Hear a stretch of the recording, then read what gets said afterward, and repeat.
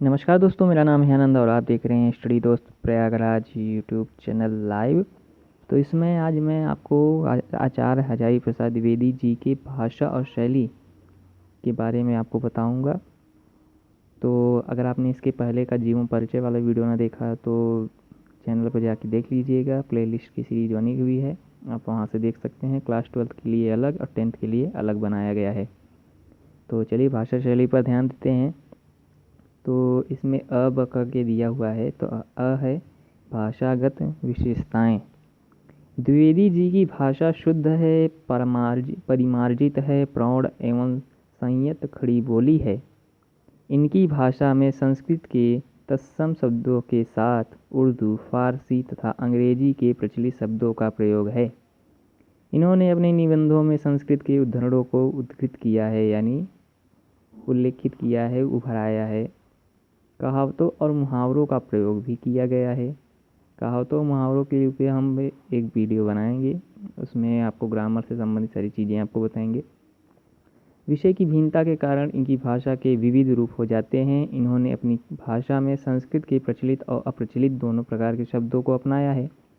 इन्होंने अन्य भाषाओं के शब्दों का प्रयोग हिंदी की प्रकृति के अनुकूल किया है तथा संस्कृत के शब्दों का तत्सम रूप में ही प्रयोग किया है। इनके वाक्य सुगठित और शब्द चयन विषय वस्तु के अनुरूप है। गुण विषयों के प्रतिपादन में भाषा जटिल और गंभीर हो गई है। और ब क्या है, शैलीगत विशेषताएं। इनकी शैली क्या थी? तो द्विवेदी जी ने अपने विचारों को व्यक्त करने के लिए विविध शैलियों का प्रयोग किया है। इनकी मुख्य शैलियाँ निम्नलिखित हैं। पहला, विचारात्मक शैली। यह द्विवेदी जी की विचार प्रधान गंभीर शैली है। साहित्यिक, धार्मिक और सांस्कृतिक निबंधों की विचारात्मक शैली विशेष रूप से सफल हुई है। इन्होंने गंभीर से गंभीर विषयों को बोधगम्य शैली में प्रस्तुत किया है।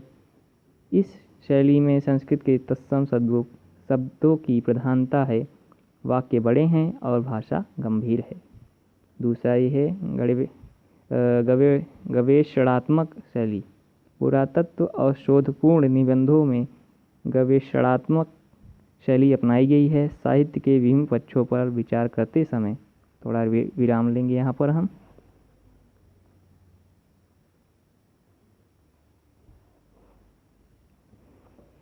तथा शब्दों की कुशल छेम का पता लगाने में इस शैली का विशेष प्रभाव हुआ है। विशेष प्रभाव यानी प्रकट हुआ है। इस शैली की भाषा संस्कृत निष्ठ परिकृष्ट और शैली लय दुद्रूह है। दुद्रूह माने यानी आप कह सकते हैं कि अलग है यानी। तो तीसरा ये है व्यंग्यात्मक शैली। द्विवेदी जी के साहित्य में हास्य और व्यंग का समावेश मिलता है। इनका हास्य उच्च कोटि का और सरस होता है। इनकी साहित्यकारों और साहित्यिक प्रवृत्तियों का गहरा व्यंग किया है। चौथा है सूत्रात्मक शैली। द्विवेदी जी ने वाक्यों के निर्माण में सहृदयता और बौद्धिकता का परिचय दिया है। इस कारण इनके वाक्यों ने सूत्र का जो भी कहें धारण कर लिया है। और सूत्र वाक्यों से कथन में विलक्षणता और चमत्कार की सृष्टि हुई है। पांचवा है अलंकारिक शैली। द्विवेदी जी ने अपने निबंधों में स्थान स्थान पर उपमा हो गया, रूपक हो गया, उत्प्रेक्षा आदि अलंकारों का प्रयोग किया है। बाणभट्ट की आत्मकथा में अलंकारिक शैली का प्रयोग हुआ है। इस शैली के प्रवेश से उनका गद्य काव्यमय सा हो गया है। छठा आपका है भावात्मक शैली। द्विवेदी जी ने ललित निबंधों में भावात्मक शैली का प्रयोग किया है। भावुकता और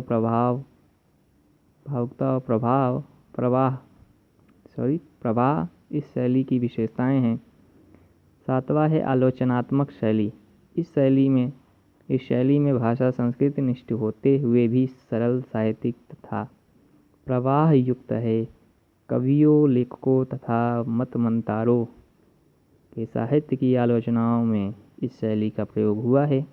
8वां है आत्मव्यंजक शैली। इस शैली में द्विवेदी जी का व्यक्तित्व अधिक निखरा है।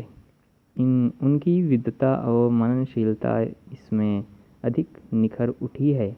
मेरी जन्मभूमि इस निबंध इस शैली में लिखा गया है। 9 है व्याख्यात्मक शैली। व्याख्यात्मक शैली आप समझते हैं, व्याख्या करने में जो समझ हो गया है इसमें।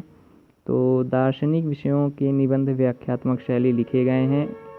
इसमें बौद्धिक चिंतन और तर्क की प्रधानता है। भाव संस्कृतिनिष्ठ और तथा गंभीर हैं। वाक्य लंबे हो गए हैं। अब साहित्य में स्थान क्या है, चलिए ये भी जान लेते हैं। तो साहित्य में स्थान इनका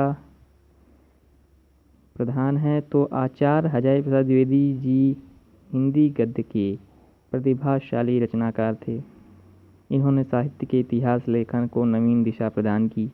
प्रकांड विद्वान, उच्च कोटि के विचारक और समर्थ आलोचक थे। गंभीर आलोचना, विचार प्रधान निबंधों और उत्कृष्ट उपन्यासों की रचना कर द्विवेदी जी ने निश्चय ही हिंदी साहित्य को गौरवपूर्ण साहित्य में गौरवपूर्ण स्थान पा लिया है। तो अगर दिया हो कि साहित्यिक योगदान के बारे में बताइए, तो साहित्यिक योगदान के बारे में लिखिएगा, उनकी कृतियों के बारे में लिखिएगा। अगर भाषा शैली पूछे तो भाषा शैली लिखिएगा। जीवन परिचय सिर्फ हाई स्कूल तक पूछा जाता है और आप कोई भी सेट उठा के देख सकते हैं, उसमें ज़्यादातर साहित्यिक योगदान ही बताया गया है लिखने के लिए। तो इस तरह से आप जीवन परिचय थोड़ा सा लिख कर उसके बाद साहित्यिक योगदान अपना लिखना शुरू कर दीजिएगा। और पिछले जितने भी सेट हैं हमने आपको वीडियोस के माध्यम से आपको दिखा दिए हैं। अब बचा है उसका PDF देने को, तो PDF जैसे ही तैयार होगी हम दे देंगे, कोई चिंता वाली बात नहीं है। और हाँ, अगर वीडियो के नीचे अगर आप कमेंट करते हैं तो हो सकता है जल्दी से जल्दी आपको दे दिया जाए, आपको नीचे दिए हुए ग्रुप्स में। तो ग्रुप्स में ज़रूर जुड़ें और जुड़े रहें, क्योंकि होता ये है कि जो मेरा पहला चैनल था वहाँ पर बहुत से ज़्यादा लोग सब्सक्राइब तो किए थे लेकिन ग्रुप से जुड़े नहीं थे, जिसकी वजह से उनको पता नहीं चल पाया था कि चैनल वो बंद हो गया है और ये हमने दूसरा चैनल अपना यहाँ पे क्रिएट किया हुआ है, तो उनको इस बात की खबर नहीं है अब। तो हमें आशा है कि आप भी ऐसा ना करें, आप हमें सोशल मीडिया पे फॉलो करते रहें, जिससे आपको हर एक चीज़ की